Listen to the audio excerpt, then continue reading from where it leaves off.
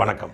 இன்றைய தினம் பல்வேறு செய்திகள் வந்திருக்கு. அதில் முக்கியமான சில செய்திகளை மட்டும் பார்ப்போம். இன்னைக்கு நாட்டோட 80வது சுதந்திர தினம். அந்த பொம்பளை தூக்கி வண்டியில ஏத்து, அந்த ஆம்பளை மேல வண்டி ஏத்துற. முதலமைச்சர் திரு ஜோசப் விஜய் அவர்கள் குடும்பத்தோட போய் கொடியேற்றி சிறப்பிச்சிருக்கிறாரு. இது ஒரு பெரிய சமாச்சாரமா? முதலமைச்சர் குடும்பத்தோட போய் கொடியேற்றி சிறப்பிச்சிருக்கிறாரு. குடும்பத்தோட? ஆமா, குடும்பத்தோட தான். குடும்பத்தோட போய் விழாவை சிறப்பிச்சாரு. குடும்பத்தோட எனக்கு தெரியாது இப்படி ஒரு நாடகம் நடக்கும். குப்பா பொறுக்கிறவன் 2 பொண்டாட்டி வச்சிருக்கான், கூட்டுறவன் 4 புருஷன் வச்சிருக்கான், 2 காசு இல்லாதவங்க கூட 10 பொண்டாட்டி 10 புருஷனோட ஜாலியா வாழ்றாங்க. எங்கள்கிட்ட காசு இருக்கு, நாங்க வச்சுக்குவோம், வச்சுக்காம போவோம். குடும்பத்தோட போய் கொடியேற்றினாரு. ஆமா, குடும்பத்துல இருந்து எல்லாருமே வந்திருந்தாங்க. குடும்பத்தோட போய் முதலமைச்சர் விழாவை சிறப்பிச்சாரு.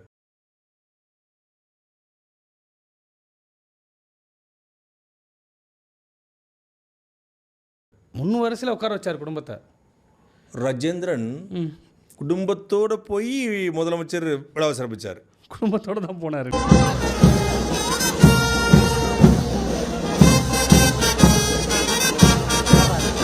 சென்னையில் நடைபெறும் தமிழ்நாடு அரசின் சுதந்திர விழாவுக்கு வருகை தந்த நடிகை அப்படின்னு சொல்லிட்டு சன் நியூஸில் போட்டிருந்தாங்க.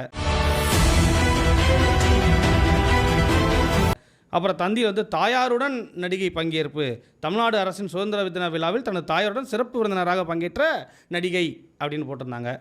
எல்லாம் ரீல் விட்டுக்கிட்டு ஆட்சி தான் பார்க்குறோம். நீங்கள் எனக்கு சென்சார் பண்ணிட்டு இருக்கீங்க. நீங்கள் செய்தியில் வந்திருக்குல்ல, செய்தி தானே வாசிக்கிறீங்க. என்னமோ கெட்ட வார்த்தை வாசிக்கிற மாதிரி மியூட் பண்ணிட்டு உட்காந்துருக்கீங்க. நாளை காலை அண்ணாநருக்கு வந்துட்டாங்கன்னா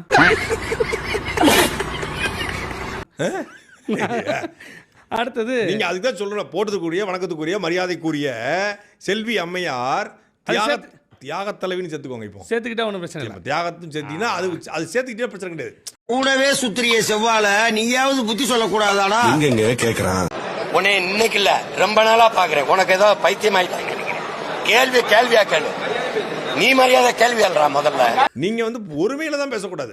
யாரையும் ஒருமையில பேசக்கூடாது. சொல்லவே பயமா இருக்கு. உடல் மொழியை கிண்டல் பண்ணக்கூடாது. நான் சொல்றேன் உங்களுக்கு எதுக்கு வழக்கு வரும்னு சொல்றீங்க. வழக்குக்கு பயப்படாது. இது கூட தெரியாம பண்ணாட புறம்போக்கு. ஒரு நாளைக்கு பெல்ட்டால உரின்னு உரிக்கல. உடல் மொழியை இழிவுபடுத்தக்கூடாது. ஒருவரை தனிப்பட்ட முறையில் இழிவுபடுத்தக்கூடாது. ஆபாசமாக பேசக்கூடாது. பெண்களை இழிவுபடுத்து போல பேசக்கூடாது. குழந்தைகளை இழிவுபடுத்து போல பேசக்கூடாது. இதுதான் பேசக்கூடாது. ஐயோ சாமி, வேற கூட்டு போங்கடா, கோவத்துல போட்டுற போற.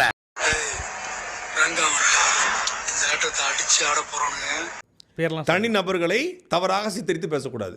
ஒரு நிகழ்ச்சிக்கு வந்திருக்காங்க, அது குறித்து செய்தி வந்திருக்கு, நீ செய்தியை படிங்க. படிச்சிருவோம்.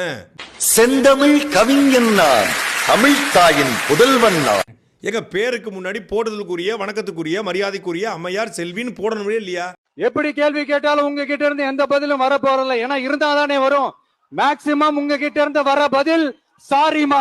அதெல்லாம் அழகா வாய்ஸ்ல கொண்டாந்துறாங்க. போட்டதுக்குரிய வணக்கத்துக்குரிய மரியாதைக்குரிய நடிகை செல்வி திரிஷா அவர்கள் வந்திருக்காங்க.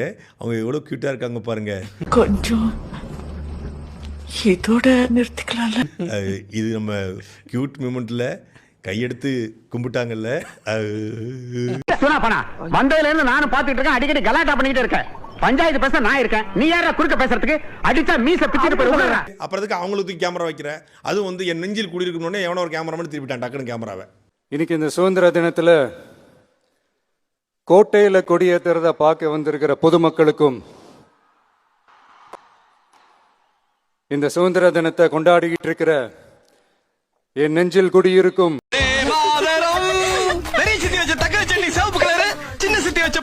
பச்சை கலரு, சித்தப்பா மனசு போலவே சட்டை வெள்ளை கலரு. இந்த வீட்டுல ஒரு தேசிய ஒருமைப்பாட்டே பார்க்கணும்.